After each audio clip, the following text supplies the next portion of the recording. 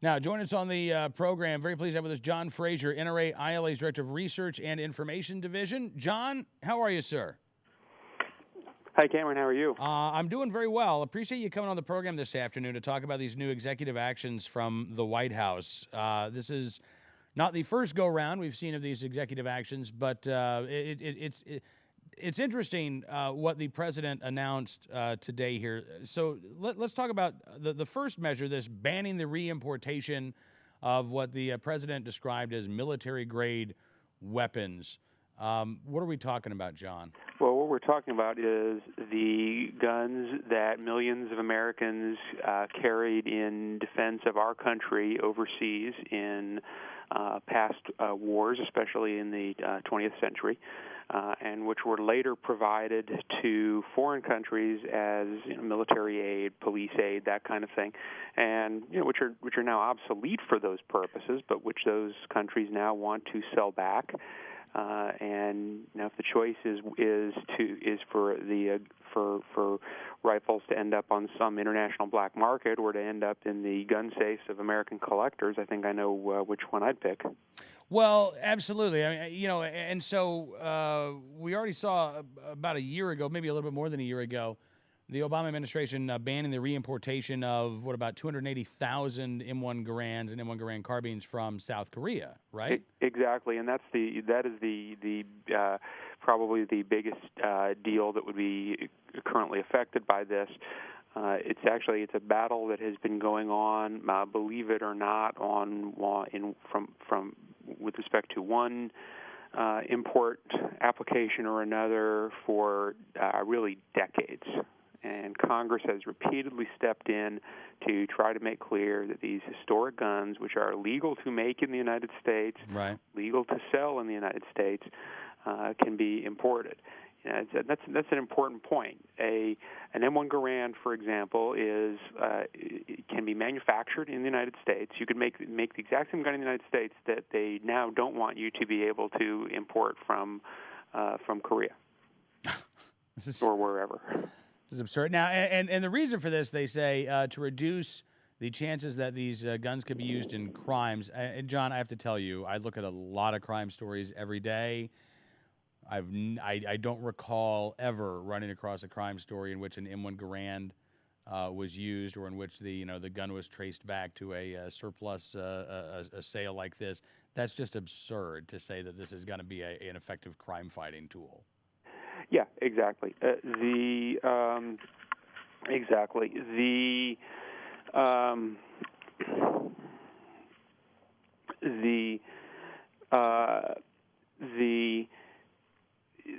Garand, for example, is it's more than 3 feet long, right, pushing 10 pounds in weight. Not something that you can easily stick under your jacket to stick up a convenience store. Absolutely. But these types of firearms are, especially when you get them, again through the government surplus program or the government surplus side of things, they're a very affordable way to get into the shooting sports. I mean, the CMP matches at Camp Perry use M1 Garands. My old neighbor, actually, his dad served in the Coast Guard in World War II, and he got himself an M1 Garand because he wanted to have the type of gun that his dad had in World War II. There are a lot of legitimate reasons why people want to own these guns. I can't think of a legitimate reason why you'd want to stop people. Yeah, exactly so. So the next executive action deals with corporations and trusts and background checks on firearms. Can you explain this? Yeah, this is a little bit more, well, they're both complicated. I'm not sure which one's more complicated, to be honest. But the issue on trusts and corporations as well is this. For years, ATF has imposed a requirement that you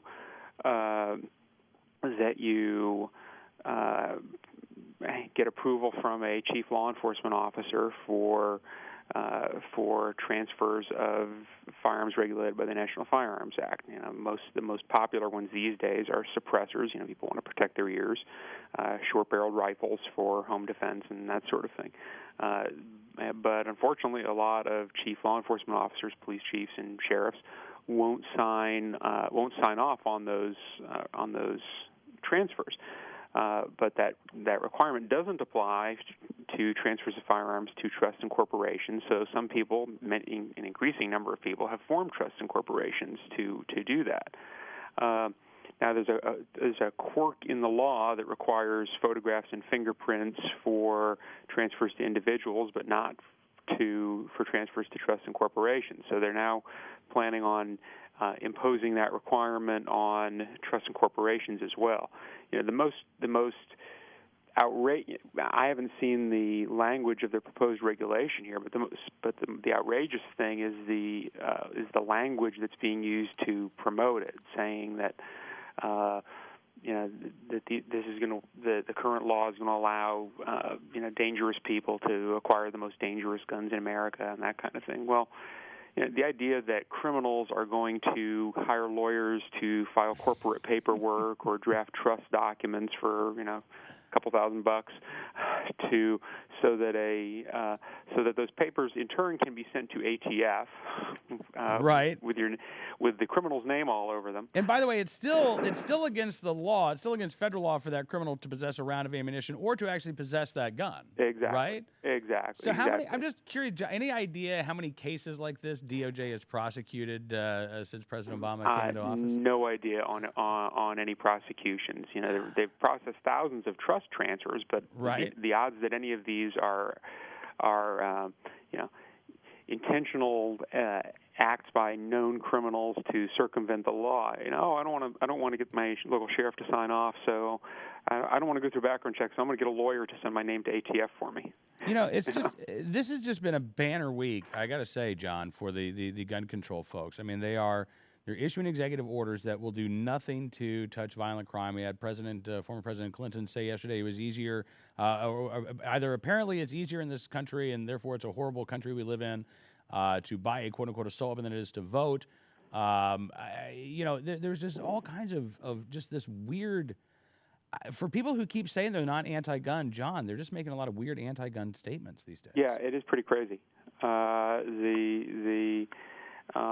it goes to show that they are consistent, they are persistent, they are against guns in any way, shape, or form, and they'll take whatever steps they can to tackle that. They used to complain about small concealable handguns. Now they're complaining about M1 Garand. They used to complain about guns not being regulated. Now they're complaining about access to guns that are the most highly regulated. Yeah, and the common denominator, they're complaining about guns and our ability to exercise our rights. Hey, John, thank you again for coming on the program and shedding some light on these new executive actions. Always a pleasure, Cam. You bet. John Fraser, Director of NRA ILA's Research and Information Division, NRAILA.org.